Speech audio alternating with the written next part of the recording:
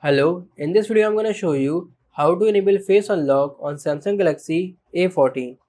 Go in Settings, scroll down, go in Security and Privacy, tap on Lock Screen, again tap on Screen Lock. Here you can see Biometric. Enable Face Biometric from here, tap on Continue, tap on Next, select any screen lock. I am selecting Pin.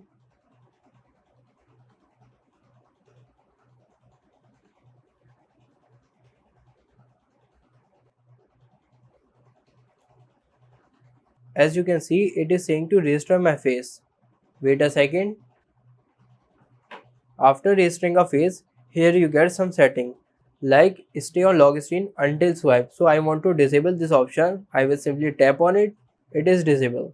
Now tap on done. Done. Let's check it out. As you can see, my phone is unlocked.